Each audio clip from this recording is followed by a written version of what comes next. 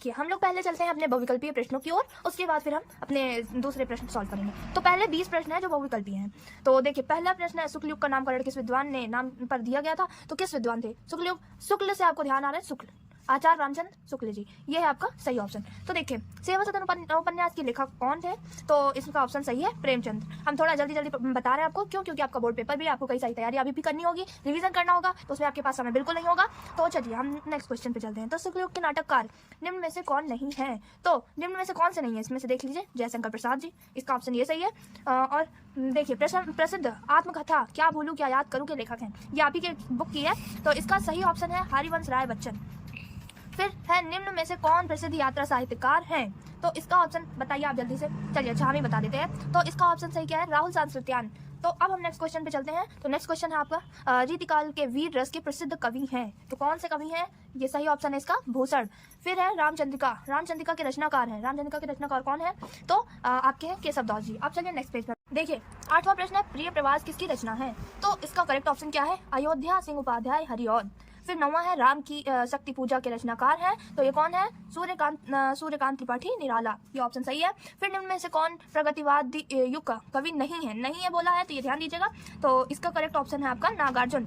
फिर हास रस का स्थायी भाव, चलिए जल्दी बताइए, इसकी डिफिनेशन तो आप लोगों ने याद की होगी। तो उसी में आपका नॉर्मल सा कहा है कि हास नामक स्थायी भाव विभाव अनुभव, तो इससे स्थायी भाव हास रस का क्या है? हास है, ठीक है। तो फिर ये वाला आप देख लीजिए, इसमें अलंकार पूछा है, तो इसका अलंकार जो है, इसका अलंकार है उत्प्रेक्षा अलंकार। तो इसी तरीके का एक प्रश्न और आपका है, यहाँ पे देखिए ये वाला, हाँ ये है 30 नंबर क्वेश्चन है। इसका देखिए लिखा है, लिखकर लोहित लेख डूब गया दिन मणि आहा आहा, व्योम सिंधु सखी देख तारा बुदबुद दे रहा। इसमें कौन सा छंद है ये बताना है, तो ये आप कमेंट करके प्लीज जरूर बताइए।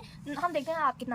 देखिए 14वां क्वेश्चन है, उपसर्ग से बना शब्द नहीं है, कौन सा नहीं है? तो उपदेश, उपा इसमें भी आ रहा है, उपनाम इसमें भी ऊपर आ रहा है स्टार्टिंग में, उपवन इसमें भी ऊपर आ रहा है, लेकिन ऊपर में आपका नहीं आ रहा है, तो ये ऑप्शन आपका सही होता है। फिर नेक्स्ट क्वेश्चन पे हम चलते हैं। तो देखिए 15वां क्वेश्चन क्या है, दैनिक शब्द में किस प्रत्यय का प्रयोग हुआ है? दैनिक में कौन सा प्रत्यय लगा है? तो आपको ये बताना है। तो देखिए जरा, दैनिक इसमें कौन सा प्रत्यय है, पीछे कौन सा चीज जुड़ा है? तो देखिए दैनिक में इक जुड़ा है, ठीक है, तो ये करेक्ट ऑप्शन है आपका। फिर है नेक्स्ट क्वेश्चन है 16वां है, त्रिवेणी में कौन सा समास है?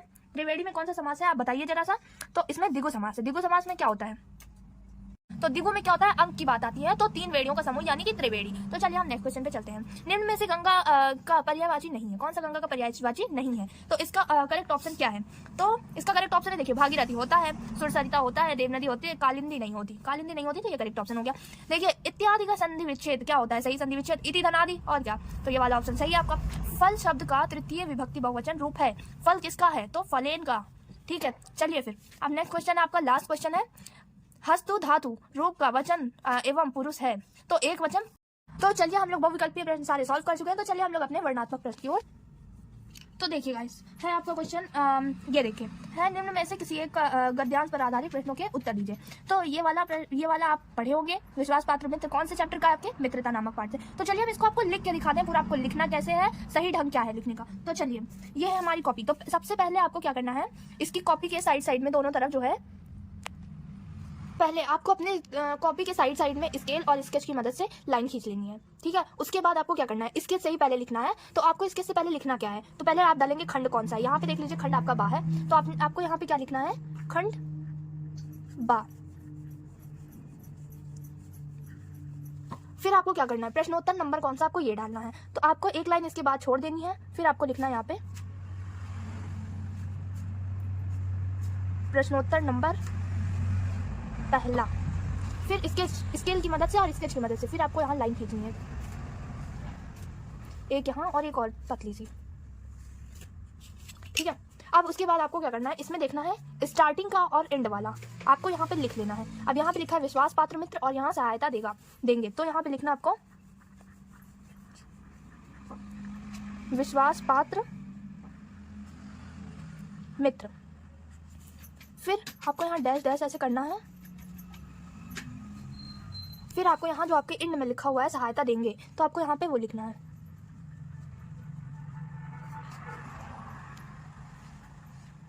इस तरह से आपको ये लिखने के बाद आपको फिर अपना ये क्वेश्चन जो है आपको सॉल्व करना चालू करना है। फिर पहला आप यहाँ पे डालेंगे, पहला क्या है? पहले लिखा है उपर्युक्त गद्यांश का संदर्भ। तो अब संदर्भ के लिए पहली हेडिंग आप चाहे इससे डाल लें, चाहे आप अपने ब्लैक पेन से डालें। तो मैं तो इसी से कहूँगी कि मैं इसी से डालिए आप। तो यहाँ संदर्भ डालेंगे आप, और जो है आपको कट पीट तो बिल्कुल नहीं करना है। तो अब फिर आपको ये ब्लू पेन से लिखना चालू करना है। तो ये किस चैप्टर का है, तो अब हमें डालना है, कैसे लिखेंगे, तो प्रस्तुत गद्यांश है, इसलिए गद्यांश लिखेंगे। तो देखिए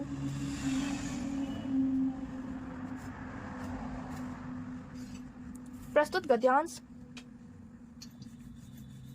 हमारी पाठ्य पुस्तक हिंदी के गद्य खंड के।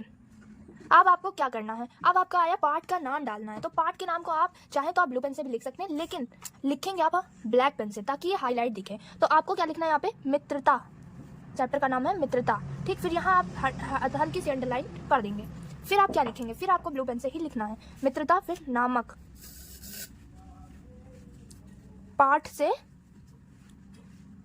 आप अवतरित लिख सकते हैं, उद्धृत लिख सकते हैं, तो मैं उद्धृत ही लिखूंगी। फिर यहाँ पे इसके रचयिता,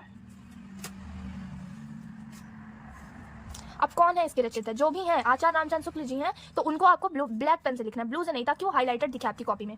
तो देखिए यहाँ पे आपको लिखना है आचार्य रामचंद्र शुक्ल, फिर आपको इसको अंडरलाइन कर देना है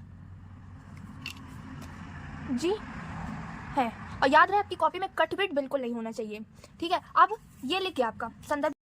तो अब उसके बाद हम क्या करेंगे, देखिए यहाँ पे लिखा है गद्यांश, गद्यांश के रेखांकित अंश की व्याख्या करें। तो उसकी व्याख्या करने के लिए हमें क्या लिखना है, पहले हमें लिखना है यहाँ पे सेकंड नंबर क्वेश्चन, फिर लिखना है रेखांकित अंश की व्याख्या। इतना लिखने के बाद हमें यहाँ पे व्याख्या करनी है, तो व्याख्या को हम ब्लू पेन से करेंगे। तो चलिए हम कर लेंगे। तो देखिए आपको रेखांकित अंशों की व्याख्या इस प्रकार से कर लेनी चाहिए, और फिर इसको पूरा कंप्लीट करेंगे, और उसके बाद नेक्स्ट क्वेश्चन का भी आंसर आप इसी प्रकार लिख लेंगे इसमें। फिर हम नेक्स्ट क्वेश्चन पे चलते हैं कि क्या करना है इसमें। अथवा के बाद वाला भी कुछ इसी तरह रहेगा, तो आप चाहे इसको करिए या फिर आप इसे करिए, दोनों में से चाहे जो आप एक कर सकते हैं। तो देखिए गाइस, फिर आपको सेकंड नंबर क्वेश्चन है, निम्न में से किसी एक पद्यांश का पर आधारित सभी प्रश्नों के उत्तर दीजिए। तो आपको इसे भी करना है, जैसे मैंने उसको बताया उसी प्रकार इसे भी आपको करना होगा। तो यहाँ पे ये करना है, और अथवा के बाद दूसरा भी प्रश्न है, तो आप चाहे करिए चाहे इधर वाला कर दीजिए, तो आपकी मर्जी है वो। तो चलिए हम नेक्स्ट क्वेश्चन पे बढ़ते हैं। और इसके बाद यहाँ पे आपका क्वेश्चन है, निम्न में से किसी एक संस्कृत गद्यांश का संदर्भ सहित अनुवाद कीजिए। इसको चलिए हम करके आपको दिखा देते हैं कैसे करना है इसे। तो गाइस हम इस पे लिखेंगे, देखिए यहाँ पे डालेंगे पहले हम प्रश्नोत्तर नंबर जो है, ये प्रश्नोत्तर नंबर 3 है, तो हम प्रश्नोत्तर नंबर 3 डालेंगे। और इसके बाद हम क्या करेंगे, संदर्भ सहित लिखना है। तो हम पहले तो डाल देंगे कौन सा हम कर रहे हैं, तो हम अथवा के बाद वाला कर रहे हैं, अथवा पहले वाला नहीं कर रहे हैं। तो हम इस पे पहले इसी से लिख देंगे, पहले लिख देंगे यहाँ पे मानव जीवनस्य, फिर यहाँ पे डैश डैश ऐसे, फिर आपको लास्ट का लिखना है। तो लास्ट में क्या लिखा है, संस्कृति। फिर आपको इसके बाद क्या करना है, पहले तो संदर्भ लिखना है इसका, फिर उसके बाद आपको संदर्भ के बाद लिखना है उसका हिंदी अनुवाद। तो पहले हम यहाँ डालेंगे संदर्भ। तो संदर्भ में हम क्या लिखेंगे, देखिए संदर्भ में आप लिखेंगे प्रस्तुत संस्कृत।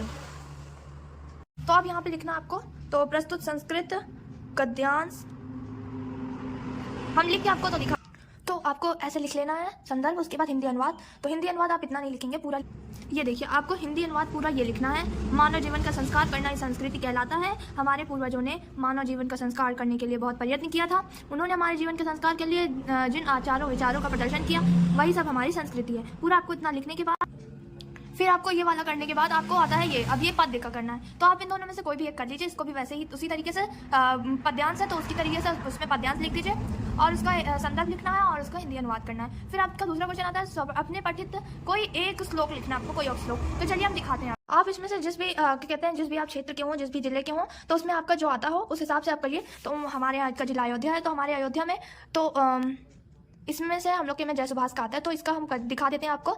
तो आप इन सब में से किसी एक खंड का एक करना है आपको केवल, बस। और ये आपका 3 नंबर का है, तो चलिए हम इसको दिखाते हैं। तो ये देखिए आपको इस तरीके से आपको लिखना है जय सुभाष का।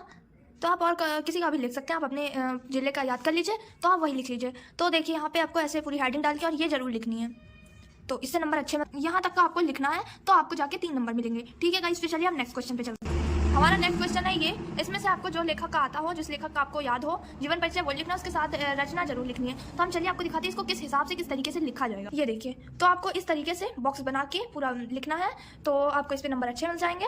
तो आपको ऐसे करके आपको लिखना है जीवन परिचय, उसके बाद आपको रचना लिखनी है, फिर आपको ऐसे 2 लाइन खींच देनी है, हर क्वेश्चन के एंड में 2 लाइन खींचनी है। फिर दूसरा जो था वो पद्य का था, तो उसमें आप चाहे तो आप बीच में भी बना के बॉक्स लिख सकते हैं, साइड में भी लिख सकते हैं। तो ऐसे आप करके जीवन परिचय अपना पूरा कंप्लीट करेंगे, फिर रचना लिखेंगे। अब नेक्स्ट क्वेश्चन आपका आता है, यहाँ पे देखिए अपने पाठ कंठस्थ जो आपको याद हो, जो पत्र में ना आया हो, ऐसा कोई श्लोक लिखना है। तो हम श्लोक को दिखाते हैं आपको श्लोक कैसे लिखना है। श्लोक आप देखिए इस तरीके से लिखेंगे और फिर आपको क्वेश्चन आंसर, इसमें से देखिए इसमें आपको क्वेश्चन आंसर क्या दिया है, 2 प्रश्न का उत्तर केवल देना है। तो मैंने इसका और इसका लिखा, तो आपको जो आता हो वो दीजिए। तो इसको इस तरीके से आपको लिखना है। फिर आपको निबंध लिखना है, निबंध को पूरी तरीके से अच्छे से कोटेशन को ऐसे बॉक्स में करके लिखना है, और कॉपी में कट पिट ज़्यादा ना हो, ये ध्यान रखें, तो इससे आपको नंबर अच्छे मिलेंगे। तो thanks for watching my video, please like and subscribe, और बेस्ट ऑफ द लक।